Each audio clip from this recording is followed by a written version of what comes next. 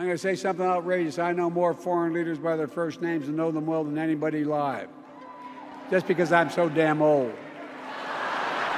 Joe Biden has delivered what some are calling his swan song speech on the first night of the Democratic National Convention after being introduced to the stage by his daughter, Ashley. Kamala Harris made a surprise appearance before Hillary Clinton, and New York Congresswoman Alexandria Ocasio-Cortez delivered impassioned speeches. Biden had originally been scheduled to speak on the last night of the convention as the Democratic Party's nominee, but his new slot on Monday night highlighted his sidelining to a peripheral figure within the party after his performance in a debate against Donald Trump in late June sparked a weeks-long push to have him replaced. Visibly emotional, Biden wiped his eyes as he walked to the podium. He then delivered an energetic speech highlighting his accomplishments as president and the role Harris played by his side. Biden poked fun at his age, a hot topic of discussion in recent months, but he tripped over his words and stumbled despite reading from a teleprompter throughout. Earlier on Monday night, the Democrats used high-profile names such as Clinton to try and rally the party behind Harris further, with former Secretary of State Clinton drawing on her own experience as a woman running for president to argue the vice president's case.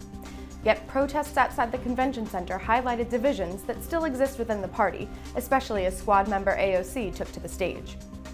AOC's speech was well received by supporters on Twitter, with some Democrat voters saying she hit it out of the park, while others questioned if it was the beginning of her own run for president, like how Barack Obama's 2004 speech set the groundwork for his own run. Yet AOC's decision to stand behind Harris, especially with such a strong speech at the Democrats' most high-profile event of the election year, has won her pushback from the party's hard-left voters unhappy with the Biden administration's policy on Israel-Palestine. While inside the convention center, Democrats were eager to appear a united front, and a meme-heavy social media drive has tried to show the vice president as a fresh new face compared to Biden. It seems Harris still has work to do if she wants to get younger voters back on her side, even with AOC's backing. Leading up to Harris's Thursday return to the DNC stage for her official speech, Obama will speak on Tuesday, and VP pick Tim Walz is lined up for Wednesday. Stay with the U.S. Sun all week as we break down all you need to know. Please welcome former Secretary of State Hillary Clinton.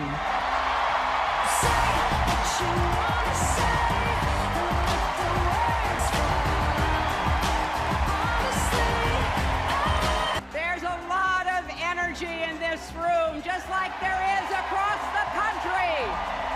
Kamala locked up murderers and drug traffickers. She will never rest in defense of our freedom and safety. Donald Trump fell asleep at his own trial, and when he woke up, he made his own kind of history, the first person to run for president with 34 felony convictions. This is our time, America. This is when we stand up. This is when we break through. The future is here. It's in our grasp. Let's go win it. And now, I would like to introduce my father, your 46th President of the United States, Joe Biden. Thank you, thank you, thank you. Thank you. My dad used to have an expression, for real. He'd say, Joey, family is the beginning, the middle, and the end. And I love you all. Folks.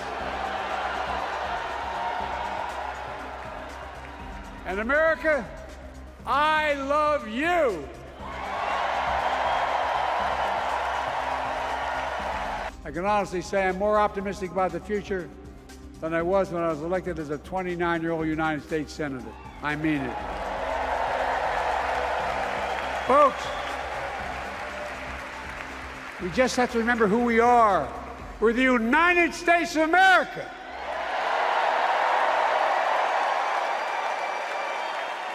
And there's nothing we cannot do when we do it together. God bless you all, and may God protect our troops. Thank you.